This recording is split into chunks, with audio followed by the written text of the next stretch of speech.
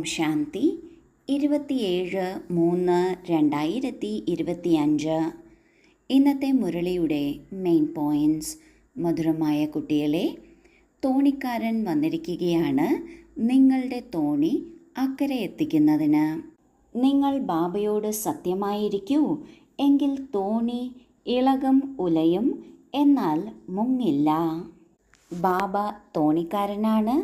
നമ്മുടെ ജീവിതമാകുന്ന തോണി അക്കരെ എത്തിക്കുവാൻ, അതായത് സത്യയുഗത്തിൽ എത്തിക്കുവാനായി ബാബ വന്നിരിക്കുകയാണ്.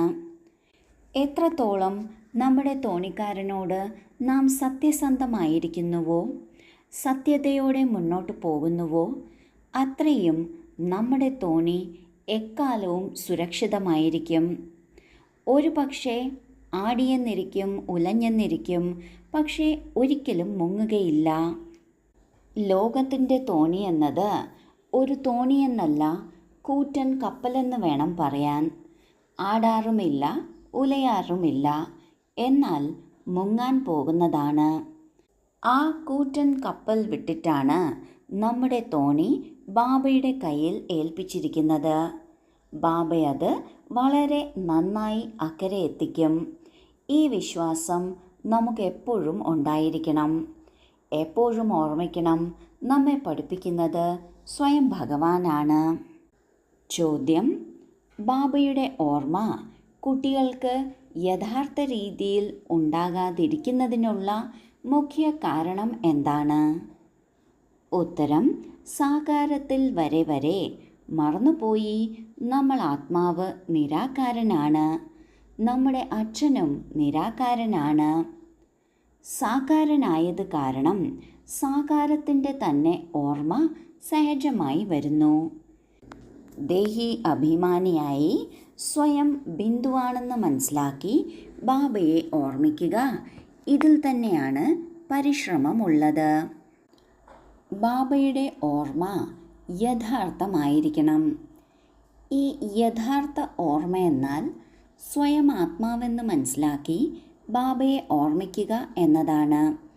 ആത്മ അഭിമാനി ആയിരിക്കുമ്പോൾ സ്വാഭാവികമായും ബാബയെ തന്നെയാണ് ഓർമ്മ വരിക. കാരണം നമുക്കെപ്പോഴും ഓർമ്മ വരുന്നത് നമ്മളെക്കാൾ ഉയർന്നവരെയാണ്. നമ്മൾക്ക് തുല്യരായിട്ടുള്ളവരെ നാം അധികം ഓർമ്മിക്കാറില്ല. സത്യത്രേതായുഗങ്ങളിൽ ദേവീ ദേവതമാർ ബാബയെ ഓർമ്മിക്കാത്തതിന് കാരണം അവർ ബാബയ്ക്ക് തുല്യരായിരുന്നു എന്നതാണ്.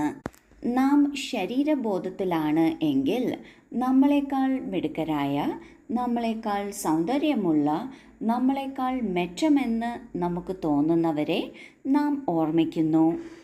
എന്നാൽ ബാബ പറയുകയാണ്, ഈ സാകാരത്തിൽ വന്ന് ഞാനൊരു നിരാകാരനായ ആത്മാവാണ് എന്നതും എൻ്റെ അച്ഛനും നിരാകാരനാണ് എന്നതും നാം മറന്നിരിക്കുകയാണ്.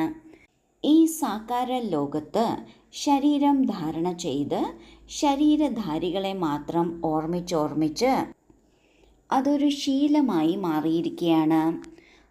ശരീരധാരികളുടെ ഓർമ്മ സഹജമായും വരുന്നു.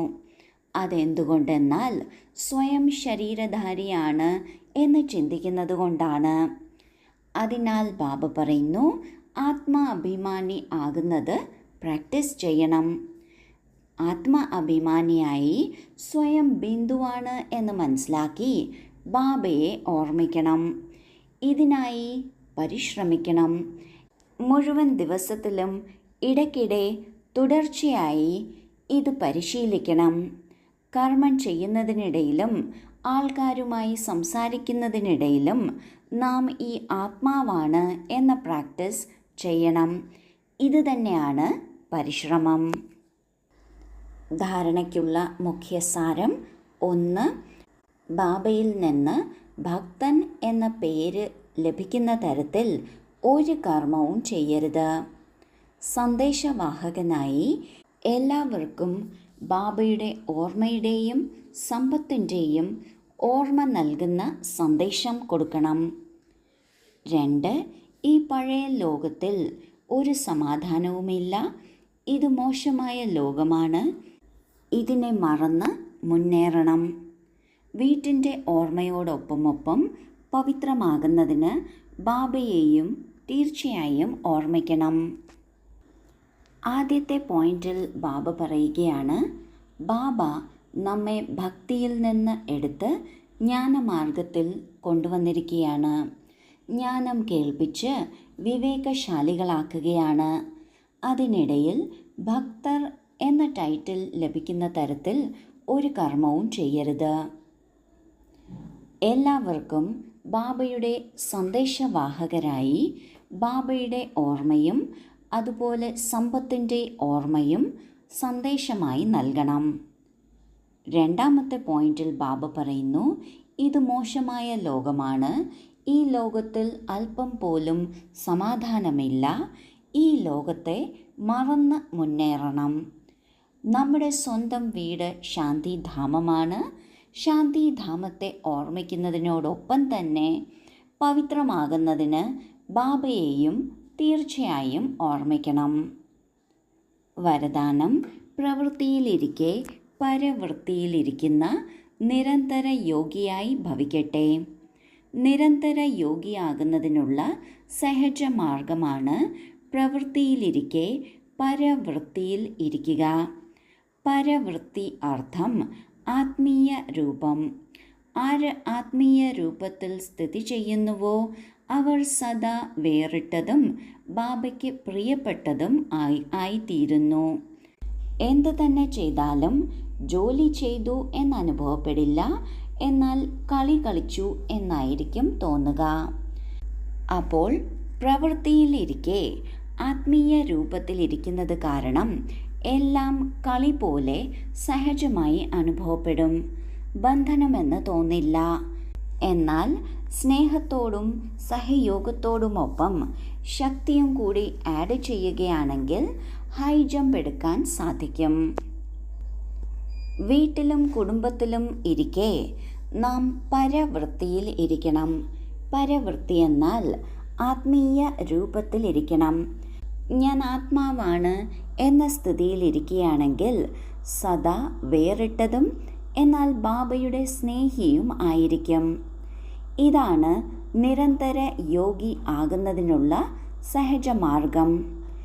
ഇങ്ങനത്തെ സ്ഥിതിയിലാണെങ്കിൽ ജോലി ചെയ്തതായി അനുഭവപ്പെടില്ല, പകരം കളിച്ചതായേ അനുഭവപ്പെടുള്ളൂ. എല്ലാം തന്നെ കളി പോലെ സഹജമായി അനുഭവപ്പെടും. ബന്ധനമെന്ന് തോന്നില്ല.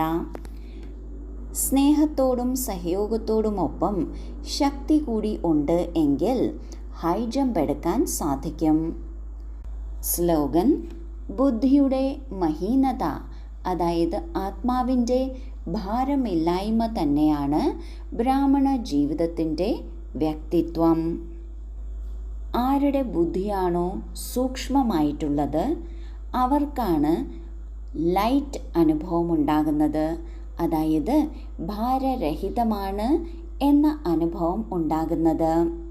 ആരാണോ ഓരോ കാര്യത്തിലും ബിന്ദുവിടുന്നത് അവർക്കാണ് ഭാരരഹിതമായിരിക്കുന്നതിനുള്ള അഭ്യാസം ഉണ്ടാകുന്നത്.